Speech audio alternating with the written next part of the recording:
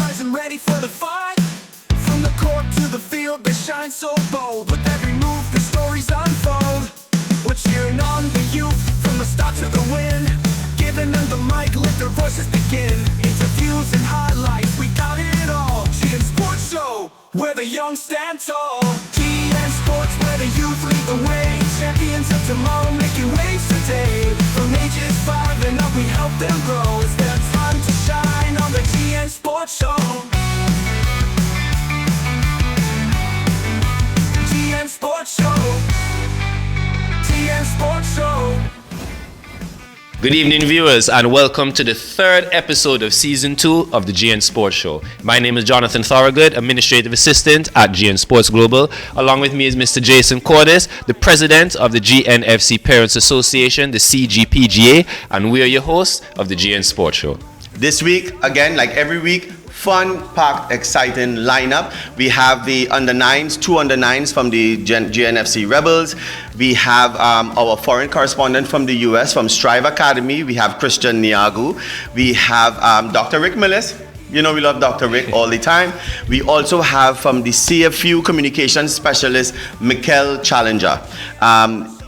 It's going to be a packed. We also have the president, the man that pays the bills, exactly. Richard Santos. Ricky Santos is going to be here and tell us more about the combine that we have, sponsored by the Calvin F. Foundation, CAF. Yep. So please don't go anywhere. Sit back. We'll be right here with another packed show. It's the second season, third episode, GNF. Our vision is to become the premier platform for showcasing and empowering young student athletes, providing them with the tools and exposure to excel both in sports and life, while shaping the next generation of confident, media-savvy leaders. The GN Sports Show is dedicated to highlighting the talent and stories of young student athletes across all sports disciplines. We aim to equip them with vital media exposure and public speaking skills, helping them grow into confident individuals both on and off the field. Through engaging interviews, mentorship, and real-world media experiences, we strive to foster personal and professional development that supports their athletic journeys. And welcome back to the GN Sports Show. And as mentioned, we have 2 of Gen X Rebels' top under-9 players. We have Caden Hurst and we have Xavier Watson. Guys, welcome to the GN Sports Show. You all excited to be here? Yes. We want to learn about you all. We want to learn what you like, what you don't like, who's your best player. That's what we want to know. You all ready to tell us who that is? Yes. Sure. All right, let me hear something. Come on, Caden, tell me. What school you go to? I go to Post-Millennial Academy. Post-Millennial Academy. Okay, what about you, Xavi? St. Nicholas. St. Nicholas. And do you have a favorite subject, Caden? What's your favorite subject? Spanish. And who teaches Spanish? Miss Edwards. Miss Edwards. What about you? You have a favorite subject? Social studies. Social studies? You have a social studies teacher, or the teacher teaches everything? The teacher teaches everything. Everything? Who's your favorite teacher, though? Senorita Goodwin. Senorita Goodwin? Yeah. She teaches Spanish too? Está bien. Caden, who got you into playing sport? Obviously you play football. Who got you into playing football? My mom. Your mom got you into playing football? Does your mom play football? No, but my dad does. Your dad does. So your dad played football, you've seen him play, so you like the sport, but your mom actually got you into playing football, taking you to practice and whatnot. Yeah. Yeah, okay. Who got you into playing football, Xavi? My daddy. Your daddy? Your daddy's a superstar footballer? No. You sure? Yeah. I think so, man. I think he's a superstar footballer, man. Caden, what is your favorite team? My favorite team is Barcelona. Let me hear you, Xavi. What's your favorite team? Barcelona too? What about you out of all the teams? So who's your favorite player then? Messi. Oh gosh. Messi. Your favorite player is Messi too? I find all just Messi. Two all just Messi, man. I can understand. I feel like they went over the answer. I feel you all went, before you all came here, already decided we're going to go with the same name to make it easier. You know what I mean? Alright, so let me ask you something. What do you want to be when you grow up? A soccer player. A soccer player? A messy one, right? No. What about you, Kaden? What do you want to grow up? A soccer player. A soccer player. I think they went over these questions before they came. We need to see the script for these little kids because they have the exact same answers. If I was a teacher in a test, I would have put you all in detention. Easily. No. So, but you all like playing for the GNFC Rebels? Yes. Yes. Yeah. You like playing? Yeah. How much years you have again before you get out of under 9? How long you have in under 9 again before you move up to Under 11. under 11s? 13 more days till I'm in under 11. What? Very close. 3 more years. 3 more years? Okay. But don't rush it because you can't play for under 7 anymore, right? So you only have to play in under 11. But I've seen you play Xavi and you're getting on wicked, man. Wicked. Kaden, you're a real torture man there too. You understand? So I know you would also be a very good addition to the under 11s. What position do you play? I play left wing. Left wing, so midfielder. And what about you, Xavi? What position? Defender. Defender. Centre back. Well, it's a good thing all they didn't all play the same position because I want to know something wrong. Actually, left wing. Left wing too? I think something in this coffee had me feeling kind of, I don't know. I did. You enjoy being here? Yes. You're sure? I don't know if you're sure. No, you enjoy being here? Yes. Right. I enjoy having you. John and I enjoy having you here. Of course. And we look forward to seeing you guys in the league that is going to start next week. Okay. So you have to make sure your left wing or your defending, you put 100% and we get some goals. Both of us are going to stand in left wing. Huh? Both of us are going to stand in left Both of y'all Both can of you. stand left wing, right wing, chicken wing. You have to make sure and score some goals so that we could get on the map and for under 9s to be the top team in the league. Yeah. All right? So we're looking out for y'all. If I don't hear that, the next time we're on the GN Sports Show, we're going to say, remember when Caden Hurst and Xavier Watson came? You know they didn't score any goals?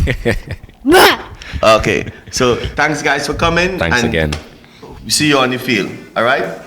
Guys, we'll be right back with more GN Sports Show. Welcome back, viewers, to the GN Sports Show. This is a special segment of the show where we will be interviewing the founding director at Strive Academy, Christian Niagu. Welcome to the show, Christian. Thank you for having me. It's a pleasure to be here. Of course. So I'm looking from a player from you being a player to a coach. You had a successful playing career from college to professional leagues. What inspired you to transition into coaching, and how has your playing experience shaped your coaching philosophy? First of all, I want to apologize for even, doing the interview on the phone, in the car. We are on our way to a game at Daytona State College here in Florida. So we're on our way there, and that's the reason for this situation. It was a last minute change, so we had to adapt. But going back to getting into coaching, I've always felt that there was a part of me that wanted to be, when I finished playing, that I wanted to, get my certifications and trying to coach at the highest level that I could possibly coach. As far as the playing style and the coaching philosophy, I believe that, my experiences and the background kind of shaped the way I wanted to coach, and I wanted to get players playing a certain way that I believe gives them a best chance to be successful. You've coached at prestigious programs like UNC and Stetson. How does your approach change when coaching at the college level versus leading Strive Academy? The difference between coaching in the college level at the UNC or the Stetson or the previous colleges that I've been to the Strive College program that we are running at the moment. In college, we coach to win every single game. We're trying to win every single game, and winning is the goal at the end of the day. And versus right now in the Strive College program, what we are doing, we are getting players ready. We are bridging the gap from the youth level, outside of the country, international players, domestic players. We get them ready and acclimated to a college level. We play college position, But our goal is not winning. Our goal is developing, and our success is determined at the end of the semester, at the end of the year, on how many kids, where we placing, and getting them how ready we getting them for how ready we get them for college season. So we have different um, different ways of success. Like college level, your success rates on wins and losses. At a Strive College program, our success has been determined by how many players and where they go in and how ready they are to jump in and straight to compete in college soccer.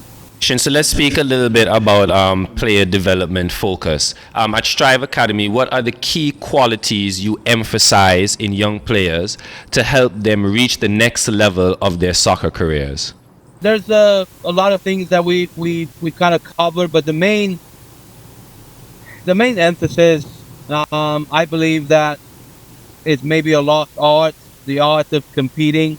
I feel that college level, you have to, match the intensity and the fight and the competition of a college, the physicality. One of the areas that we focus on is the you got to be able to compete, fight, match the intensity, and then use your individual skills to be above other players, right? But that's the most important thing is the competing part of it, and then the other thing is the speed of play. Speed of play, in my opinion, is the big difference between the highest level of soccer to the lowest level of the soccer.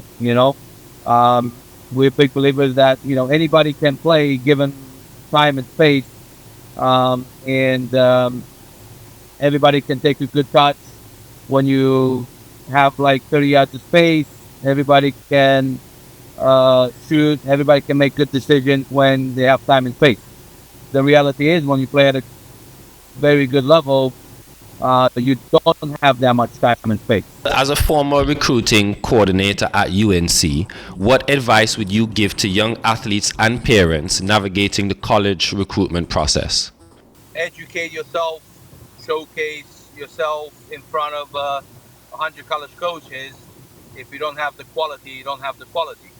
So, number one is invest in your game to be at your highest capacity of playing level, and then educate yourself on the opportunities and find avenues to get you there. A little bit earlier, we were speaking about you playing professionally, and we know that you've played professionally in both indoor and outdoor soccer. What lessons from your pro career do you pass on to the players you coach today? The discipline, for me, it's one take. To be a pro at a good level, I believe more than the 2 hours work on the field. What you do field, that component, are you getting your rest? Are you getting your nutrition? Are you doing extra work? What's your recovery like? For me, I think discipline, off the field, and the habits that you create. What do you see as the biggest challenges in youth soccer development in the US, and how is Strive Academy working to address them? What Strive Academy College Program does is we are trying to bridge the gap from when they finish playing and heading into college.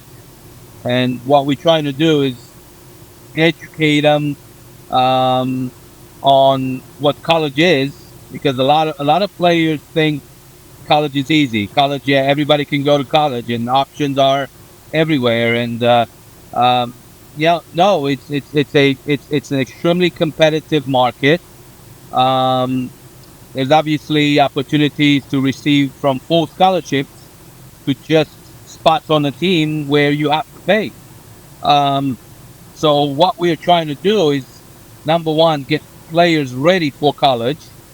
And that goes into is a lot of stuff that goes into being a successful college player. So get players ready and then provide them with the exposure and the opportunity to make that possible. What are your long-term goals for the academy, and how do you hope to impact the next generation of soccer players? Right now, we have one team of 30 players. Potentially, we want to get to we want to get to two teams. We want to go to adding a women's component, a girls component. Right now, we only have boys, a boys option. We would like to add the girls program, and I think down the road, hand in hand with getting our own facility. So we're working on getting our own sports performance facility. We hope to potentially reach out to high school boys ages 15 to 18. So again, our plan and how we're going to impact is are we getting players ready? Normally, and it happens a lot. I have over 15 years of college coaching experience, and in every year, a new player, freshman, 18, 19-year-old, when he goes to college, he is not ready for what's coming his way. Absolutely no way you can be ready, because you cannot mirror a college program, no matter what environment and what quality of a player you are. It's a different situation. So normally in every program, year one, it's an adjustment period. The percentage of 1-year players playing in college currently, it's probably less than 5%. It's such a difficult task to play as a freshman, as a year one. So what we are doing is we're trying to give them that year one of preparation and development. So when they end up going to a university, are going to be prepared to jump in and contribute right away. Christian, we'd like to thank you again for taking the time out for being on the GN Sports Show with us. We know you have a pretty busy schedule. As you said, you're on your way to a game right now. And again, we'd just like to thank you for taking the time out for being with us here today. You're welcome, and I appreciate you guys having me. It's a pleasure, and I look forward to find out more about the Antiguan players and hopefully to build a relationship for years to come. I appreciate you guys having me one more time, and have a great day. So we would just like to take a quick commercial break to thank the Calvin Ayre Foundation for being the benefactor of the Calvin Ayre Foundation Player Identification Combine. Stay tuned. We'll be right back. Welcome back to the GN Sports Show. As we promised before the commercial break, we have a special segment for you guys this evening where we are speaking with the communications specialist at CFU, Mikel Brand Challenger. Welcome to the show, Mikel. Thank you. Mikel. Thank you. So let's just start off. As a communications specialist at CFU, what are some of the biggest challenges and opportunities you face in promoting football across the Caribbean? Well, I think one of the biggest challenges is that the CFU is the umbrella organization for the English, French, Dutch, and Spanish-speaking Caribbean. So it's the language barrier, but not only the language barrier. What's important, we have 31 countries, so the same things aren't important to everyone at the same time. So just because we're running a program, it doesn't mean that everyone is interested. So we have to try to reach out and understand what is important to that particular MA, to that country, and those nuances. And the opportunities are vast and wide. It's just to be able to promote football, to promote our programs, the developmental programs. And for us, when we say promote football, it's not just about who wins and who loses and who does that, but we use it as a developmental tool. So our programs are more about capacity building and building the organizations. And so we have lots of opportunities, and everything is an opportunity to be able to talk about our programs. So basically, you guys sort of curate the football experience depending on different country and stuff like that? Because as you said, not all countries have the same pursuit for the football or passion for the football or whatnot. So you have to kind of tailor it to suit each division in each country that you go to. So what we do internally, and my job really is what the CFU does. So each MA, all 31 MAs, they have their own respective football programs, and they have their organizations and their communications. What we're talking about is communicating the information of the CFU. So for instance, we have our competitions or our capacity building initiatives. We want to communicate that, let them understand what that is about. We share information across the MA, so if someone is doing something as a bright spot, you send information.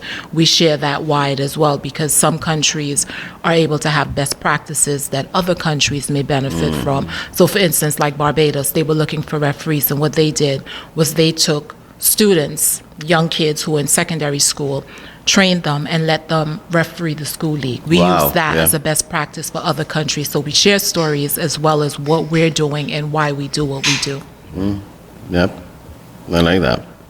So, obviously women's football, we spoke about it a bit earlier, has grown globally. It's been growing globally. How is CFU working to support and elevate women's football in the Caribbean? Well, one, I'm in charge of women's football programming, not women's football, but women's football programming in CFU. And CFU is lockstock with the world governing body, FIFA, and our confederation is CONCACAF. In CONCACAF, 41 countries, CFU member associations are 31. So we are in tune with whatever the world governing body is doing. For us on the ground, because there's a dearth of women's football, and for a lot of countries that's a matter of funding and how much money you have. It also meets with patriarchy and different concerns about how girls play football or what they don't do or competing. I'm sure you have more boys in your program than girls. Right, and it's just, and so those factors remain throughout, and sometimes it's just a lack of numbers, it's just the girls want to dance, they want to do different things, or you have parents who for varying reasons don't want them. So what we do is we talk about equality. I run a program in the CFU called #GirlsPlayFootball, and what we do with that is that we highlight Caribbean women in football, whether they're referees, administrators, players, and we highlight them. We do interviews called conversations.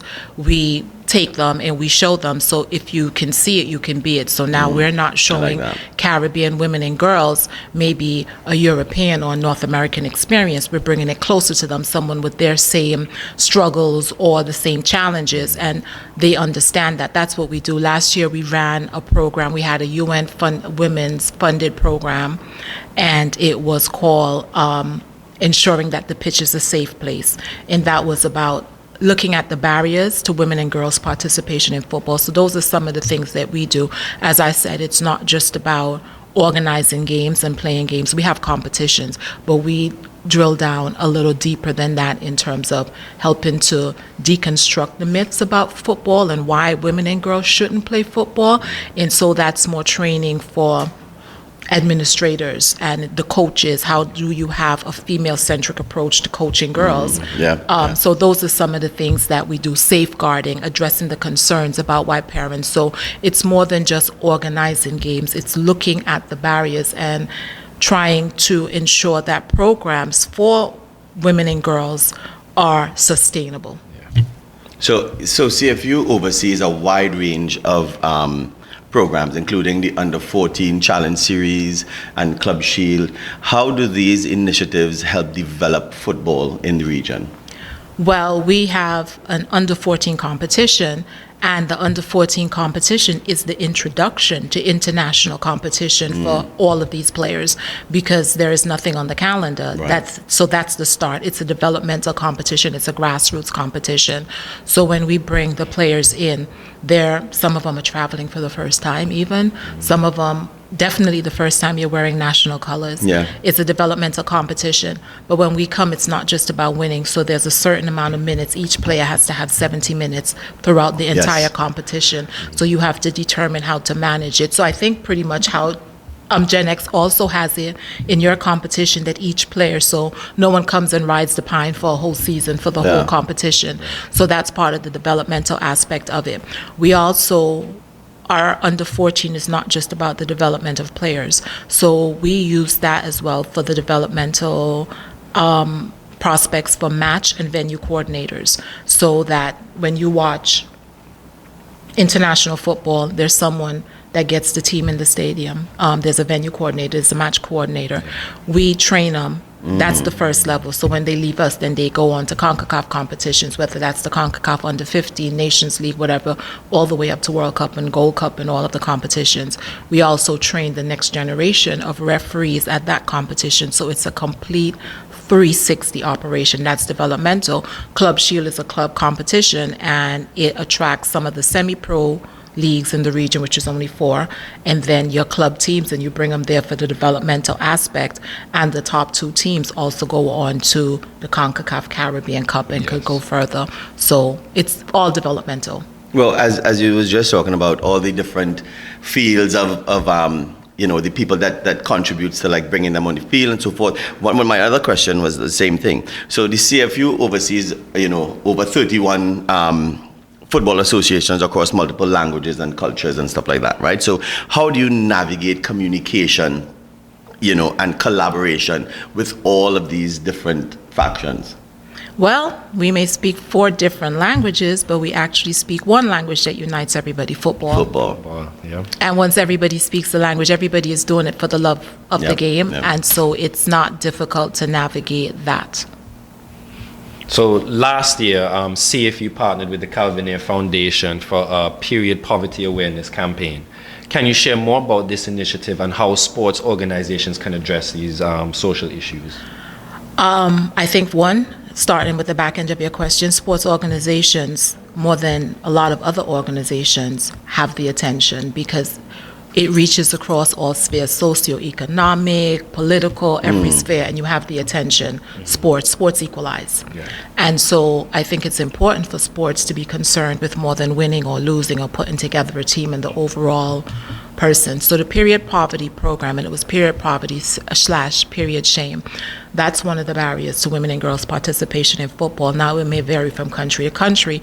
We may say in Antigua, maybe we do have that, but maybe other countries that are further down on the socioeconomic ladder, they have it worse, but we have areas. And what period poverty is, it is the absence of having what women and girls need when they're on their menses. It's of having what they need, but also the proper information. It's about coaches not having the proper information. How do you treat a girl who's menstruating? How does she show up? What are some of the issues? So even if you have, so the period poverty is the dearth of having the information and the materials that you need, and also combating the information or the lack of information. Maybe you have cramps, maybe you're moody, maybe you're not, but the coach doesn't understand that. Period shame is the whole aspect of, and we hear it all the time, one, not speaking about it because we see it as something unclean, but it's natural and we need to speak about it so that a young girl gets her period and she has to cover and she has to run and she has to go. So what we did with that program was, one, you put it on Front Street, as we would say, so you discuss it, you explain it, you give people the tools and the information around it. And with the Calvin Ayre, what they did, well, they were able to donate to us. And so when we had the under 14, because under 14 alternates 1 year boys, 1 year girls. And so when we did girls, we were able to hand out packages to the girls. So we had the Calvin Ayre Foundation along with some other sponsors, and we were able to hand them product, information, including period underwear. So you probably say, what's period underwear? Period underwear is you have your product on, but it prevents you from having the spills and the leaks. And so you have I got a 14-year-old daughter. Right. And the confidence to play and to discuss it and to understand. And so to bring that into the sphere, so it was for the girls to understand this is normal. It's not something to be ashamed of, but for their management teams and the coaches and everyone to understand that, and also for them to be able to do things so that putting pads or what the girls need in a place where they can get it, where it's accessible, that they don't have to ask, feel embarrassed to get it, that they can get it, making it available, and just to have the discussion, because these are some of the things, like a young player that you have before she starts seeing her menses is not the same player you'll have when she sees it and beyond. And so getting us to rip the mystery or the shame or like stop making it a private issue and to discuss it, because it is a barrier to women's and girls. So we were very appreciative of the Ayre group joining us with that project, and we continue to look at that and to look at all aspects of that. We have under 14 is girls again this year, so we build on what we've done in previous years. Well, I think, for anyone listening out there, it's very revolutionary and evolutionary what's going on here with the CFU. We don't just want girls and women to be aware of the bodily functions of a woman. It's the boys, because they may have a male coach, a male technician. It's something about boys being understanding enough rather than laughing. And at that age, rather than laughing at a girl, you may take your shirt and let her tie that around her, or stop other people from talking about it. And so if we understand that more, we help to create a level playing field for women and girls in football as well. Yeah, I love that. So, looking ahead, what are some key projects you think and goals that the CFU has for football over the next couple of years? Well, we work with a strategic plan. So our strategic plan 2.0 was 2020 to 2026, and then we'll start drafting a new one. So our strategic agenda, our main pillars that we're working on towards right now is, one, improving we want to have a panel of Caribbean match officials, that's referees, at every World Game starting in 2026. And how do we do that? One, you have to improve refereeing at the grassroots level and increase the number of referees getting appointed to CONCACAF and FIFA matches. So how do we do that? We started an initiative called the CFU Next Generation Referee Course. We started it in 2022. We just held the 4th iteration last month. And what that is that it's not a participatory program, it's based on merit. And so it looks at, everyone is eligible across all 31 member associations, but the match officials who are selected to come to Next Gen must have the requisites and the ability to matriculate to the FIFA international list. So it's about knowing the laws of the game and having officiated at the highest level in their home state. Right. And they're invited to Next Gen from 18. And, well, it goes up the age because it goes with the FIFA list as well. And so Next Gen is actually an academy where they come. It's in person and virtual. So it always starts off in January, and it's an intense 3-4 days of match and technical instructors. So they do their fitness tests. They have to do their video tests, so you assess where they are. They go through the laws of the game. They learn. And when they leave, they go back, and then it falls online in terms of now their MA has to send back the videotapes of what they're doing. They have their it's a bespoke program. Right. So you may have something to work on the issue. The technical instructor may give you your task, or the fitness instructor may give you your task, and now you follow up online. It's a mentorship program. A lot of times from that, we use later in the summer under 14 to give some of them appointments, so now you get to see them in match experience with the assessors, and they go on and they get nominated. So since we've been doing this, that's part of our strategic agenda. So we started doing this in 2022. We've had 93 students come through Next Gen. Wow. They are 126 Caribbean match officials on the FIFA list, and 50 of them came through Next Gen. Wow. It's amazing. And our other part of the strategic agenda, obviously, is capacity building, whether it's of administrators, coaches, and so we do a lot of programs, a lot of capacity building initiatives that we do online, as I said, with venue coordinators, match coordinators, technical teams, your managers. You manage a team at home, but it's different than you get up and you take them overseas to some place. How do you manage them? What do you do? So we do a lot of that capacity building. And so our initiatives are aimed at increasing the capacity, because CONCACAF and FIFA, they do their roles as well, and they have much more resources than we have in terms of financially and in terms of staffing. And so what we do is we fill the gaps to allow you to go up. So what your daughter went to was actually the CONCACAF under 15, so she would have played in under 14. We're in synergy. So she played CFU under 14, and that same team goes to CONCACAF under 15. And now she'll probably be staying in practice, because now we're having under 17 FIFA World Cups annually. And so it's meant to keep the teams together. And so those are some of the initiatives and some of the things that we do. So we'll, for instance, next month we'll be having a workshop on and around International Women's Day for our Caribbean FIFA women referees, and that brings them together so they can train at the high level, look at the barriers or how they can form community, examine the history. So that will be something great. We'll have Mihensa Wrench. She was on the final in the 2023 Women's World Cup. Stephanie Dale Yeasing. We're going to have a lot of the names. I'm just saying it. You didn't ask me.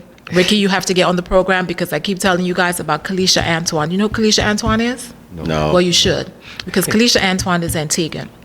She is the head Kalisha. of referee. You know Kalisha, right? But you know that Kalisha, in all of CONCACAF 41, Central America and the Caribbean, she is the only FIFA female referee instructor, the only female in 41 countries. She's been appointed to every World Cup. She flies our flag. She's a fitness instructor. Kalisha is right here.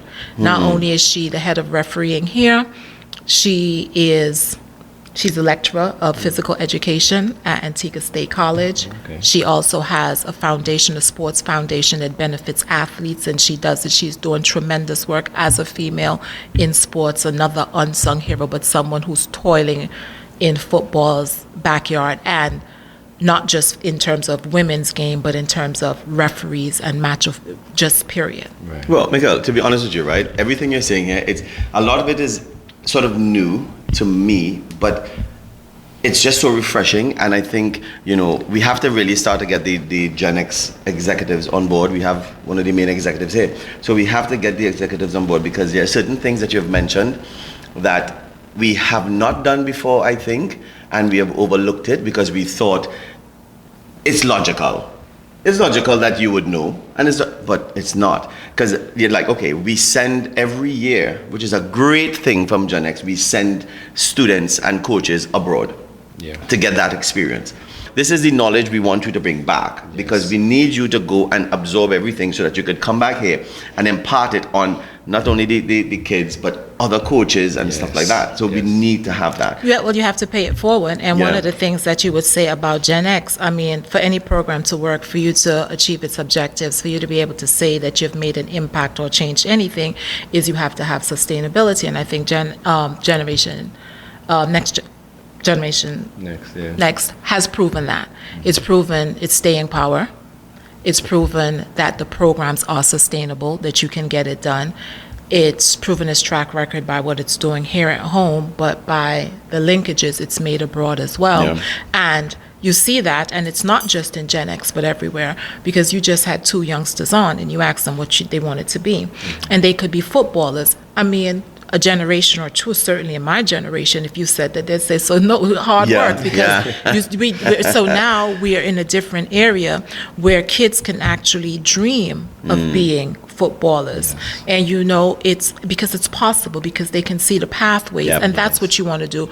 And it helps a shift to that parents aren't discouraging, but rather are encouraging their kids or helping to find it. What we want to find a way to do is to not, and Ricky knows this, is something we've discussed, is to keep football, again, reaching at the grassroots, so that it doesn't become elite, so that it's not about if your parents have enough money, then you can go abroad, or if you can do that. And I think that's one of the things that we have to credit Generation Next for, is about trying to keep it level. I mean, I tell Ricky, right, my son still messages, they had the best. One time, you might remember, man, I think you might have had the best under 14 team, not just in Antigua, just maybe in the sub-region, right? And they were practicing, and they were practicing, and they were practicing because they wanted to go to a competition in Paris. And they were in training, and they trained intently. You know why they didn't go to the competition in Paris? Because you wanted to take the best team. You didn't want to take the team that could afford it. And so we were fundraising, but we didn't quite have it, because we were buying the hot dogs and then selling it back to ourselves, and we couldn't sell enough and raise enough money. And enough people didn't see the vision and get on board with it. But that's why the thing about your organization is that you don't hit a wall and stop. You hit a wall and you find a way to tunnel through it and get through. And so I think that's what sports is. It's about the sustainability, but it's about the tenacity, and it's about what your mission and vision is for the sport to grow it and just to give everybody opportunity. And anybody that's doing that, then you're doing real good. And she didn't say it, but subliminal, she said, Generation Next is the next generation. Well, it's true. I kept mixing up because I know Generation Next. We grew up here, but because we run a next generation program, so we flip it around. But it absolutely is. And one of the things, just to say, for us at CFU, is what we do is, I said, is to define success. Yeah. So success is different for someone. For some member association, it may be to get their players to tertiary level education. Right. Everybody doesn't want to play professionally, and you come back to nation build and you get on. It may be to get a certain amount of referees, and it's easier to get a panel of Caribbean referees to a World Cup than it is to get a Caribbean team to a World Cup. That's just a fact. So, I mean, you work on what you can do until you do everything else that you can, and it's good in terms of programs like yours. I mean, I was out there couple of days ago, these kids were so small their socks was bigger than them, you know. And then I remember bringing my son and folding his socks over 3-4 times and dealing with that. And so even if you're in and around it and you get the passion and you just nurture it and you stop doing things like, you know, traditionally Caribbean, it's exam time now, come off the ball. No, we understand that sports is a part of that curriculum. It's part. So we make time for it in our lives, and we don't just, it's not a hobby or it's a pastime, that you can fuel your passion for it and make the linkages. You had 2 kids here. One's Senorita Goodwin was their favorite teacher, Spanish, and another had Spanish as their favorite subject. Encourage it, because that's how they can reach to the next level. A second language, you're preparing them, show them the real world application. So all your players may not be players, but you may get a really good referee out of that. You may get a really good sports journalist, a really good physiotherapist. And you see, that is something we spoke about again. Exactly. We spoke about the fact that education is key, because even when we have our international correspondents, they tell you the schools that they are affiliated with and they represent, you also have to be academically sound. Yes. So Mikel, wait, before we go on further, because I know we're running out of time, but you had to come back, because it's just too much. It's too much. We you know, it's a lot of information, and you know what I mean? I want this information out. Of course. And so I think, you know, you definitely have to find yourself back here on your couch. You're already matching almost part of our outfits. But no, I think once Gen X, always Gen X. Once Gen X, always Gen X. And Gen X is now going on to the next generation. Absolutely. And that's what you talk about, sustainability. Exactly, sustainability. You know what we love? We see a lot of old men hanging on and not passing it. Stop talking about Mr. Santos, I'm sorry. man. Or they pass it on too late, where there's not enough time to nurture you, and so I think that's fantastic. But Mr. Santos has been doing a great job in grooming John, who is the epitome of what the next stage of Gen X is going to be. He is. I'm very honored to have him as a co-host and stuff like that. And you know, it's a really good time to be a part of Generation Next right now. I'm not saying it wasn't years ago, but now, because it's evolutionary, it's getting more evolved. We are doing a lot more. We have more information from people like yourself that can help us become better and stronger. So it's a very good time to be at Gen X. I'm not plugging, but I am plugging. Come join Gen X. Get on to John, and you know, bring your kids. Be a part of this movement, man. I like that, the movement. The movement. So, Mikel, it's been a pleasure. As again, you are going to come back. I'm going to force you to. We might have to come to your house and do an episode, but we need you to come back. So, guys, we want to thank Mikel for being here and all the information. John, you have anything to say to Mikel? Just thank Mikel again for taking the time off, for being here with us, giving us all the information. I know the viewers probably appreciated all the information you gave to them today. Thanks for having me. I know I have, John has. So until part 2 with Mikel Challenger, we'll be back soon, right after this. Welcome back, viewers, to the GN Sports Show. As we promised before the commercial break, we have with us the president of Generation Next Football Club, Mr. Ricky Santos. Welcome to the show, Mr. Santos. Welcome, Rick. Thanks for having me here once again. It's a pleasure to be here. So you're here today to speak a little bit about the Youth Football League and also the Calvin Ayre Foundation Player Identification Combine. We'll start off with talking about the Youth Football League first. Can you give us a little idea of what the Youth Football League is?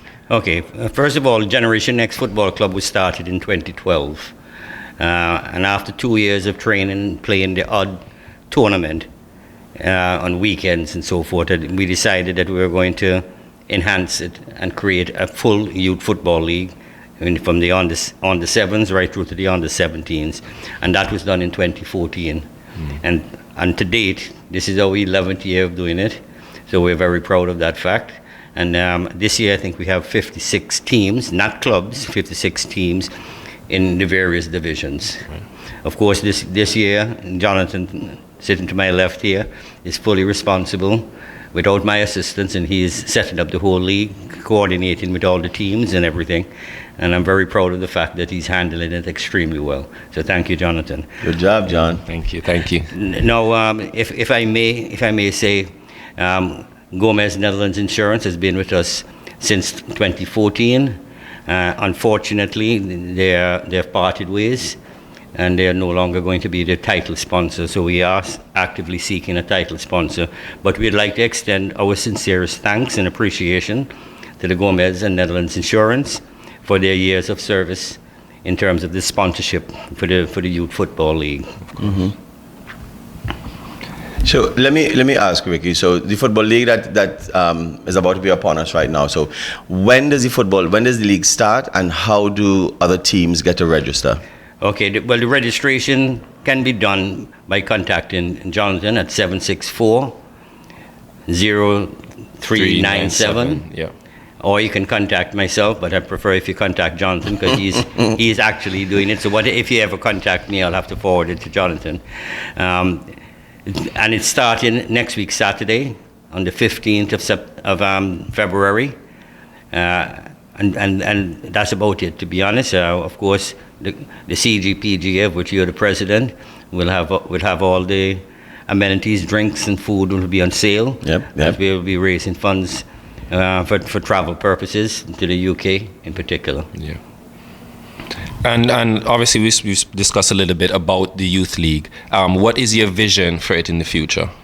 Well, my vision is that in one of the years, I think it was in 2023 or 2022, that we included a female division.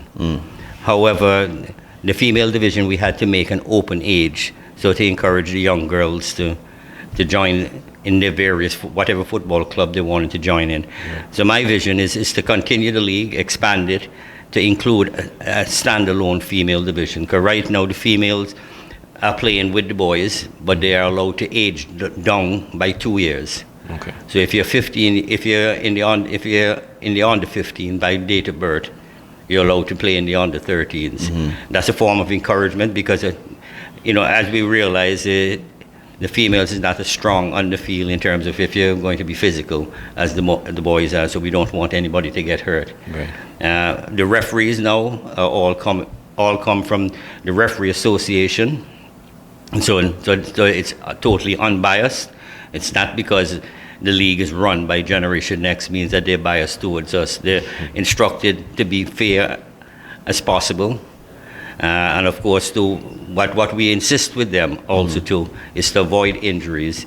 So if you see anybody deliberately trying to hurt another player on the other team, the opposing team, then we ask the referees to give them an immediate red card.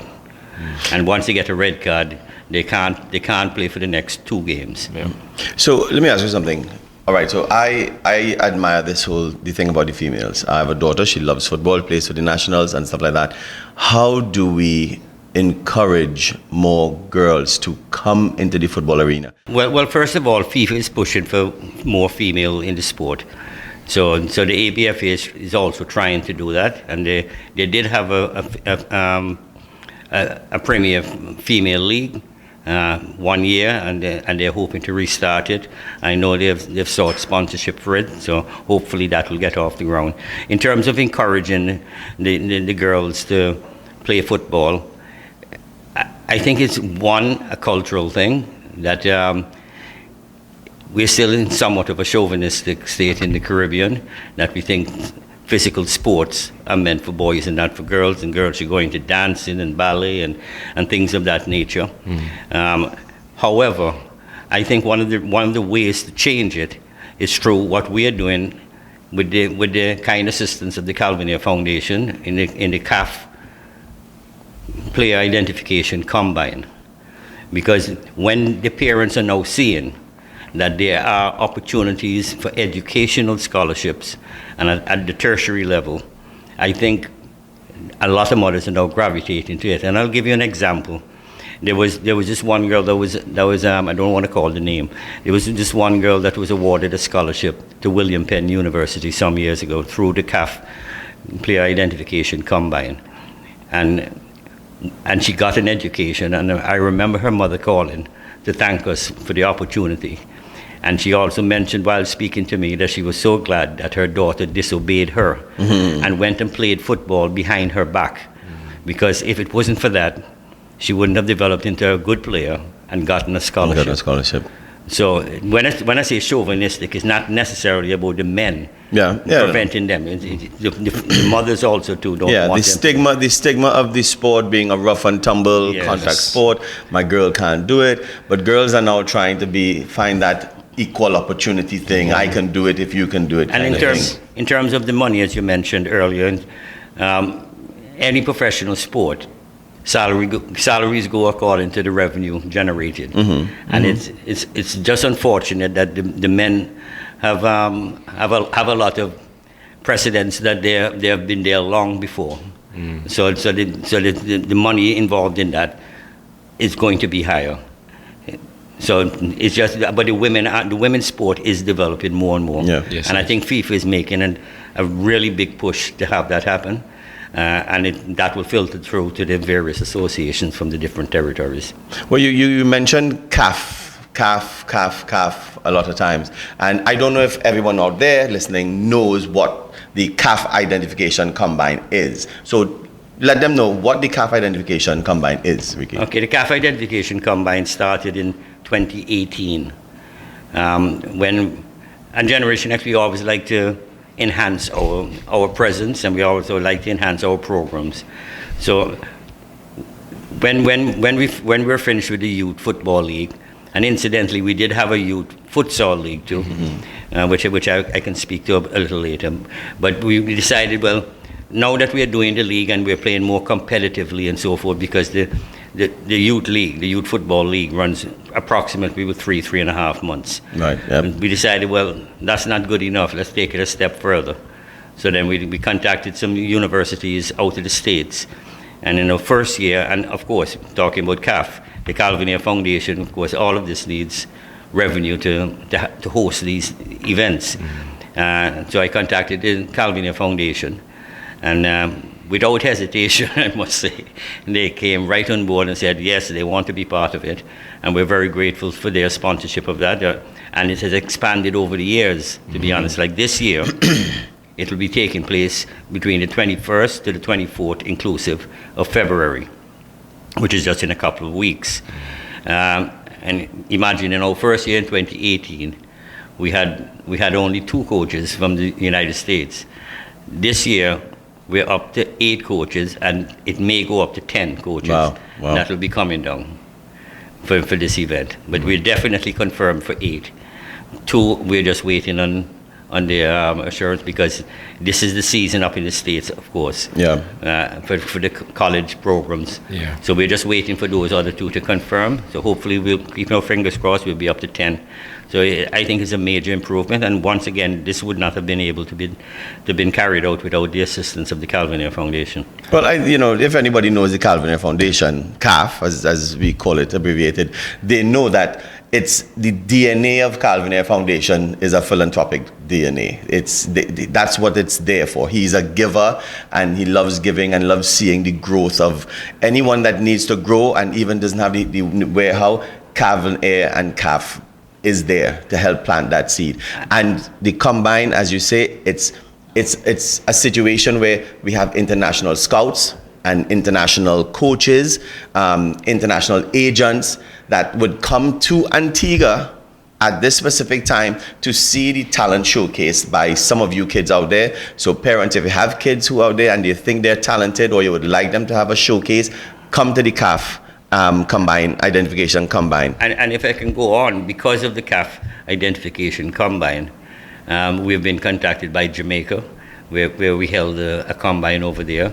Barbados is in play, so is Trinidad. Yeah. And so it's expanded, and it's all because of what we have done here.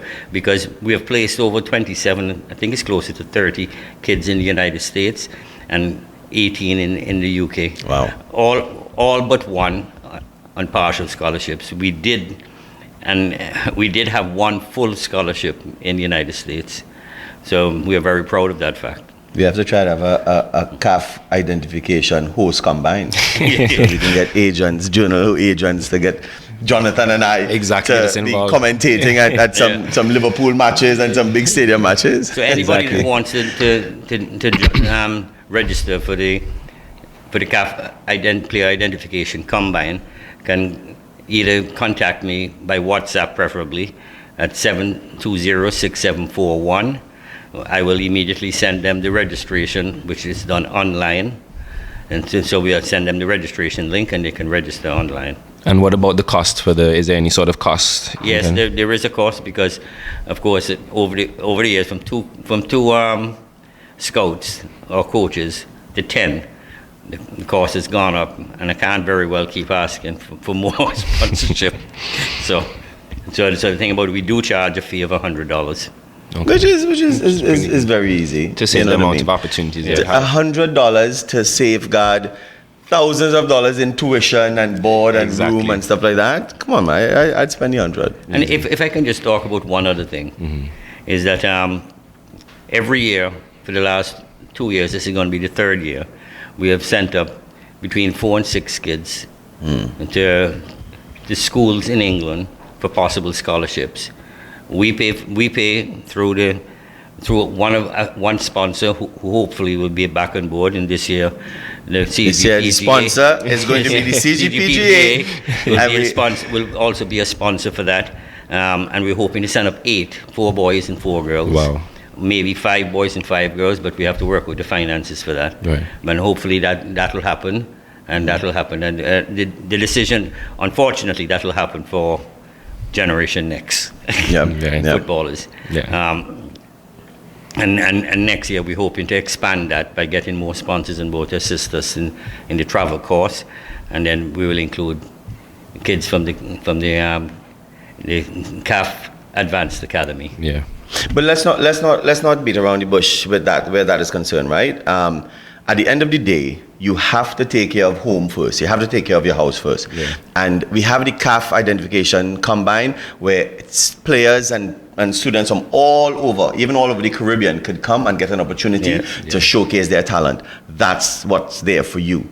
But when we're talking about sending kids to these schools for trials and 2-week practices and tours and stuff like that, that's something that's for us in-house. Yeah. You want to be a part of that, you want to taste how that tastes like, you have to become a part of GNFC Rebels, and all of these things are exposed to you. So this is the only place you could get it. But Jason, because of the CAF player identification combine, you have one player that's presently up there with one of the coaches that are coming down here from Varsity 9, and he's presently up there right now on a 6-week trials over there. Wow. And then Soccer Academy is sending up 7 over the summer to the same Varsity 9. Wow. So you see the spring off effects that is happening. And I don't want to stress it. I don't want to stress it too much, but I have to. All because of the CAF sponsorship. Yeah. None of this would take place. And the birth of the thought and idea and execution from Generation X. Exactly. Ricky Santos. Exactly. I wouldn't say Ricky forget that. Santos alone. It's a collective. But it was the birth child of Ricky Santos. He had the vision, and there it was. He put it into play, all the hard work, the backdoor work of meeting people. When he goes to England, people say, "Where's Ricky?" He's here. No, he's in England. Oh, he's on vacation. No, he's not. He's traveling. He's driving 6 hours to meet one person, driving 4 hours to meet the next person. And all of these people are who he is lobbying to come here for CAF identification combine, so that you guys could have an opportunity to excel. So it is a great feat, and I applaud you, for doing that, because hopefully my kids might be in receipt of these combine offers once they put their best foot forward. Well, I have to say all of your kids are talented, so and their dad, they obviously take after their mother. But all 3 of them, Kavita, Kiran, and Cameron, They're Yeah. all very talented, and once they continue that, but I see no reason why they wouldn't be awarded scholarships. Thank you, man. I appreciate that. I have to thank their mom for all that talent. Well, Mr. Santos, thanks again for taking the time out, being on the show with us this evening. Just again, for all the viewers out there, the Youth Football League is starting Saturday, the 15th of February, 9 a.m. at St. Anthony Secondary School. Right. And the CAF Player Identification Combine is from the 21st to the 25th, 24th of February, also at the St. Anthony Secondary School. Correct. Yeah, So see you guys there. And You know thanks for what I having mean? me. of course. Our pleasure. So we'd like to take a quick commercial break. We'll be right back. We would like to thank the sponsors of Generation Next, Fruta, Antigua Masonry Products, Kenneth A. Gomez Insurance Agency, Island Photo, and Francis Trading Agency. Welcome back to the Jane Sports Show. As you can see, we have with us Dr. Love, is it? Dr. Dr. Love. Yeah, kind of. Oh, Valentine's Day. Valentine's Day is coming, Dr. Love. I'm definitely Dr. Love for the next week. Of course. Dr. Rick Millis, who this week he'll be speaking with us about the good, the bad, and ugly of dietary carbohydrates for young athletes. Welcome to the show again, Dr. Rick. Welcome, Rick. Thank you. Yes, the good, the bad, and the ugly. You see? That, by the way, that was a movie. Of course. A long time Clint ago. Eastwood. The good, bad, and ugly. Yep. That's right. So why do we consider carbs good? Fast energy. Mm-hmm. Haven't you ever taken a piece of candy and you get fast energy from it? Yeah. Well, what about kids? Is that good for kids? Well, if they need some fast energy, it is kind of good. But the problem is, for kids and youth sports, if they need energy, let them do it. But what about breakfast cereals and breakfasts that are nothing but plain sugar? Plain sugar. Carbs? Yeah. Right. Yep. I mean, are there kids, do you think, that just eat carbs for breakfast? Yeah. Have a donut? Mm-hmm. And nothing else? Yeah, that can't be good. But is You know carbs, sorry to interject, but is carbs also good and play a big part in muscle building? No. No? No. Okay. No, they don't. They add calories. They make your insulin level go up. Okay? Make your blood sugar go up. Your insulin goes up. Then your blood sugar comes down, but have very little effect on building muscle. Okay. Growth hormone builds muscle. And believe it or not, when you're sleeping, you get more growth hormone when you're asleep and when you're not eating.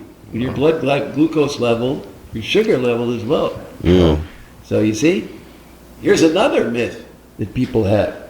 Oh, if I eat fat, I'm going to get fat. No.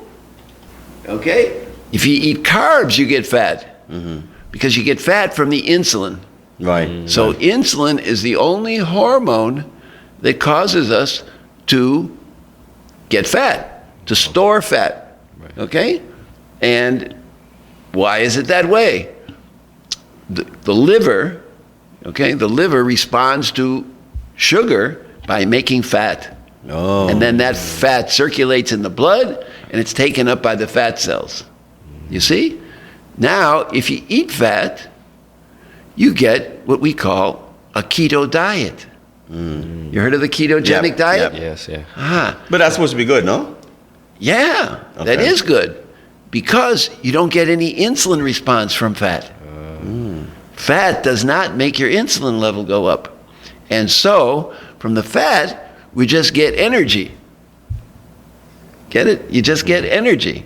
And So if I'm you don't supposed to have a lot of insulin, energy. yeah, A lot of that. you do. Yeah. Stored energy. You got a lot of stored energy. That's right. And if that the fat that you eat is inhibiting insulin, okay, that's good because insulin inhibits fat breakdown. And when you inhibit insulin, the fat breakdown can occur when somebody makes growth hormone. And kids make a lot of growth hormone hormones, when they go through growth spurts. Yes. What do you notice about kids when they grow?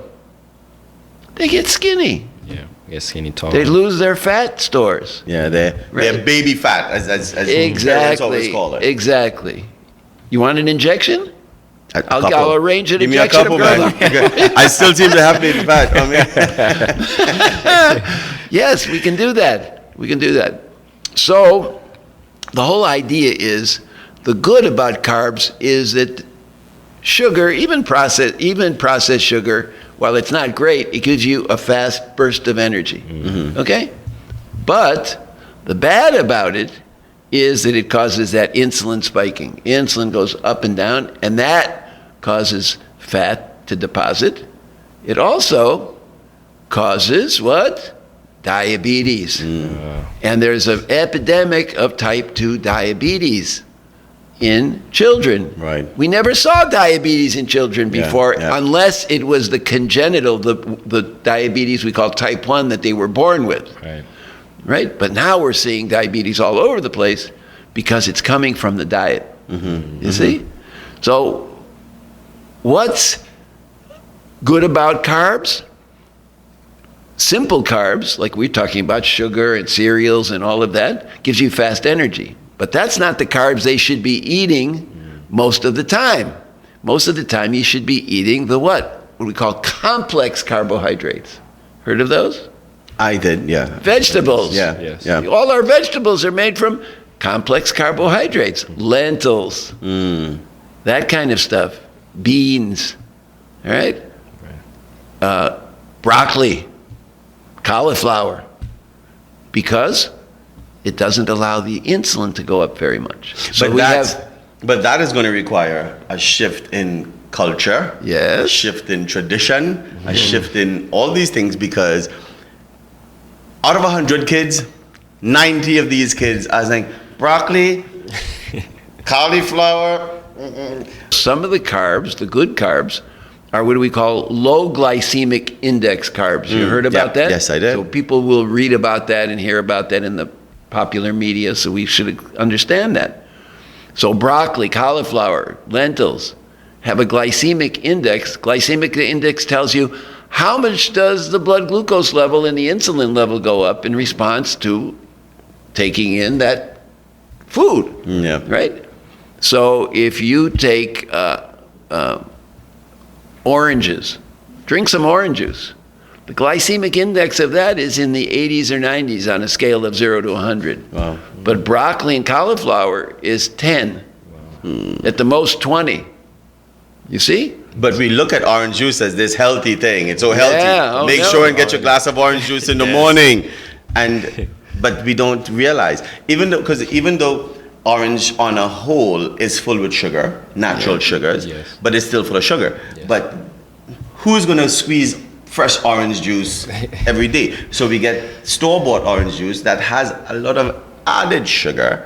And somewhere I heard, and I don't know, Dr. Vic, you tell me, somewhere I heard that they said these juices that are sold, store-bought juices, 1 tablespoon of juice has about 130 something grams of, or raises your blood sugar level like 130 points. Yeah, that's true. But what you just said isn't 100% true, because the orange juice that you get from the store, it's got sugar, okay? Natural sugar. If it's an orange juice drink, it's different than pure orange juice. But it doesn't make any difference. They're both high glycemic index. Yeah. And so you want to avoid it, you see? So I'll tell you a story. I have my only friend. My only friend was having problems with his lipids in his blood. He went to the doctor and he said, you know what? I have hyperlipidemia. Wow. Hyperlipidemia. Okay? If I tell you you've got hyperlipidemia, what's the first thing you're thinking about? What is hyperlipidemia? Yeah. That's the first thing I'm thinking about. High fats in the blood. Where did you get it from? Food consumption. Yeah, from your food consumption, Yep. right? No. You get it from the liver that made that fat in response to orange juice. Wow. That's just one example. So Yep. this guy drank orange juice every day, 3 or 4 times a day. He thought it was very healthy. Yeah. Better than Coke. No. It was forcing his liver to make the fat, and now he has hyperlipidemia. What's the problem with hyperlipidemia, with high fat in the blood? Well, high fat in the blood deposits in your arteries, right? Can block them, make hardening of the arteries, Right. makes your blood pressure go up, and all that kind of stuff. But more important, it creates insulin resistance. So whatever insulin you have won't work, Yep. Yep. and contributes to this type 2 diabetes we were talking about. So the low glycemic index fruit, rather than orange juice he should be eating, is an apple. Right. You see? An apple. So it's important for parents to know about these things, to know what the glycemic index of their carbohydrates is. And you know what's bad about it is too much carbohydrate makes your liver make Fat. fat. Yes. That fat circulates in your blood, deposits in your arteries, blah, blah, blah, blah, blah. And then you get what? Diabetes. Type 2 diabetes. And this is not, guys, this is not just for adults. This is happening more Yeah. and more and more in young kids. And even though we think, oh, my kid is healthy, and because they're slim, very skinny, athletic kids who have diabetes. Yes. You know what I mean? So, and I think that's why I always say that Dr. Rick on here creates so much of information and education that we must have. Yes. And I like how you break stuff down, because sometimes a doctor might say to us, you know, your child has this, or be careful your child doesn't get that. But we don't really know what it is you're talking about. Right. But Dr. Rick is breaking it down for you. You know what? Stop all the orange juice. Let the kid have an apple. Stop all this other thing. Let the kid have something else. He's giving you options, natural options that you can have. And, you know, we also have to stop with the kids saying, I don't want that, I want this. As parents, we know what's best for you. Because it's cheaper to buy an apple than to pay thousands of dollars at the doctor dealing with diabetes. Of course. By the way, bread and pasta, high glycemic index. Yes, of course. Because people don't know that. It's No, sweet. they There's think- a lot of sugar in it. Yeah, and they think bread is good. Well, even the whole grains are better than the white bread. Right. But still, it's the same. I mean, it produces the same effects. But Dr. Rick, we've been talking about different types of carbohydrates, obviously. Is there a right time or a wrong time for an athlete to take in carbohydrates? Yeah, the right time is before their competition. Practice? Yeah. Okay. Before their competition, let them take, if they need some quick energy. Okay? But what they should be doing, especially after the competition, is taking the low glycemic index. So it stays with them longer, because if you take in that simple sugar, what's happening to insulin? Goes up. What does insulin do? Make the glucose go down. Now they crash. Now they crash, and they're going to lose their energy. You see? So that's why peanut butter has some sugar in it, has some fat, has some protein. It's balanced. You see? Yeah. Apple. Put peanut butter on an apple. And peanut butter. Yeah, that kind of thing is healthier. Okay. So now we know the good, the bad, and the ugly about carbohydrates. Yep. Yep. So, I mean, do you have any more questions for Dr. Rick? No, I have too many questions, and that's why we have Dr. Rick every week, because it's so many questions, and then he opens up this hornet's nest of information, and we just want to find out more and more and more. Yeah. I have 3 kids, and what you're saying here, it resonates so much, and I'm sure it resonates with all you guys. But he's going to be back here next week. Dr. Rick, GN Sports Show. We'll see you.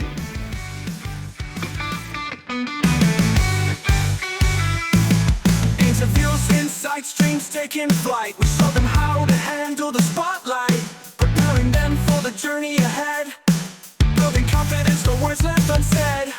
From the grassroots to the national scene, young athletes chasing every dream. In every game there's a story to tell. GN Sports Show, we know them well. GN Sports, where the youth lead the way. Champions of tomorrow making waves today. From ages 5 and up we help them grow. It's their time Sports Show.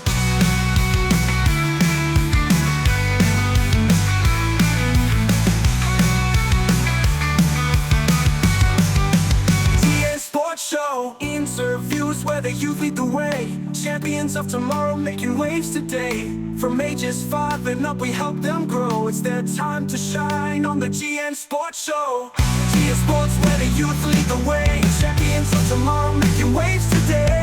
From ages 5 and up we help them grow. It's their time to shine on the GN Sports Show.